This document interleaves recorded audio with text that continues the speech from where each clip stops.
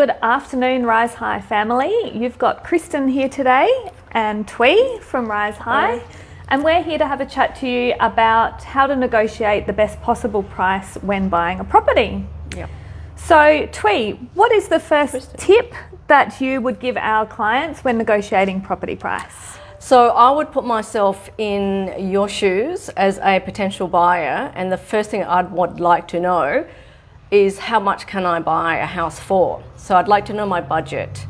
I know what my deposit is, but then I need to know how much I can borrow, and then putting those two together, how much is the maximum property price I can go to the market with.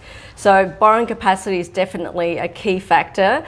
Understanding the repayment with high interest rate at the moment, we need to make sure that what you're borrowing you can repay without too much financial stress on your disposable income, and obviously knowing your absolute maximum property price, walk away price is really important so you don't overcommit. Yeah, absolutely. So I guess the next thing is, how do you find out the answers to those questions? Well, you would do a pre-approval. Correct. Kristen. So, speaking with your mortgage broker, we collect some information from you based on your income, your liabilities, your living expenses, and we would help you understand what your borrowing capacity would be, and from that, what your repayments would be, and then from there, what you're comfortable with offering on a property. So, knowing your budget and getting a pre-approval are definitely our first two tips.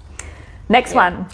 The other tip, once you've got your pre-approval, the next thing to do, or even while you're waiting for your pre-approval to come through, you would want to be doing some market research, and that's downloading reports. Well, actually, as brokers, we can also offer you property reports, and these property reports will give you a price range from a low confidence to a medium confidence to a high confidence of what this property might be valued at, and then you would compare that with what the agent is asking for, and then you'd look at other property sales in the area to give you a gauge as to whether this price is within range or not. So that's really really good market research. I would also put my name onto some real estate agents database, because when they get good listings, they come straight to your email, so you're one of the first to pick up that file, as opposed to shuffling through all the realestate.coms and the domain website. It goes straight to you. So hone in on the areas that you like. Don't exclude the surrounding areas as well, and get yourself onto some real estate agents database would be a great starting point. And then from there, we would talk about going to the market and making your offer. Yeah, so look, researching the house price, really important, getting your hands on those reports, and I guess just generally knowing how the market's behaving. So whether that's listening to podcasts, doing some research online, listening to some economists about whether house prices are going up if you're in, a buyer's market or a seller's market. So really important to do that independent research out there.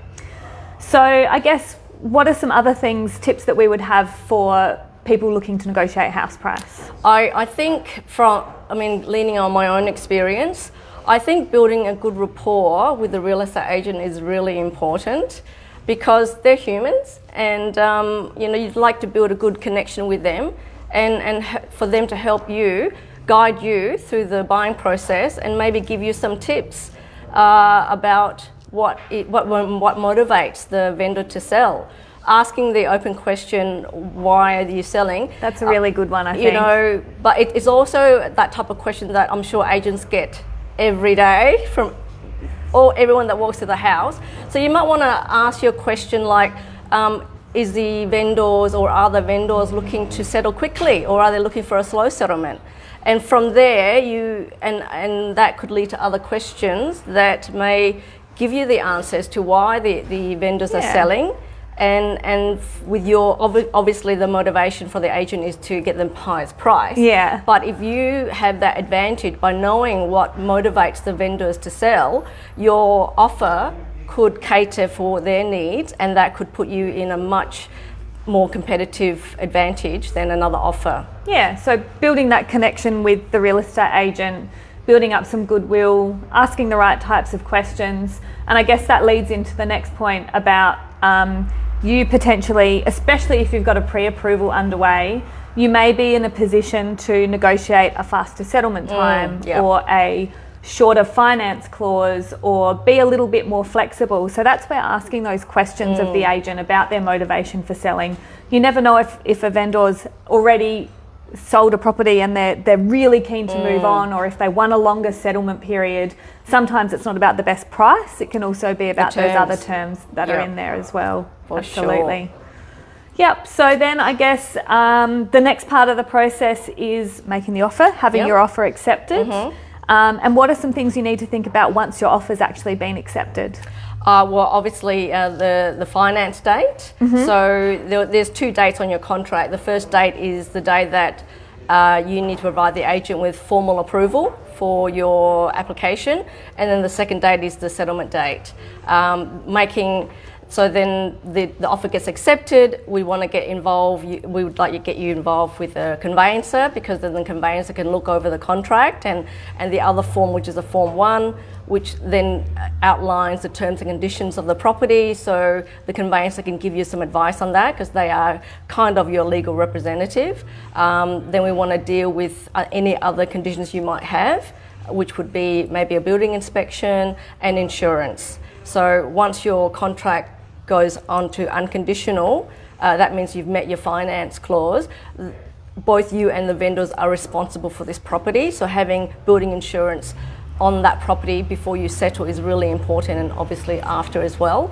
So some other things, do you want to add anything else? So I guess the other piece of advice we have in here, if this all sounds a little bit overwhelming, or you're feeling like you would like some more guidance, obviously reach out to your mortgage broker. We can help you walk you through all of this.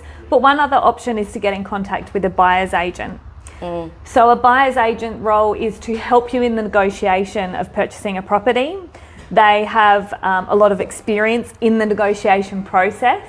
They can also help you find a suitable property and potentially even negotiate a sharper purchase price.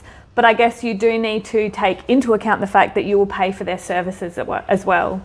So if doing it yourself sounds a little bit challenging, by all means have a chat to us, and we can potentially put you in touch with some buyer's agents that we work closely with, and they may be able to help you on your journey and help you with the negotiation process. But I guess at the end of the day, for me, the key things are knowing your budget, having a pre-approval in place, and having a really good team around you. So that's your broker, your conveyancer. You don't necessarily get to choose the real estate agent, but having a good rapport with your real estate agent, potentially having a buyer's agent involved as well. And then you should be in a really good position to be able to negotiate the best possible price on your future property purchase. So we hope you found that useful today. And if you have any questions, as always, reach out to the Rise High team. Thanks.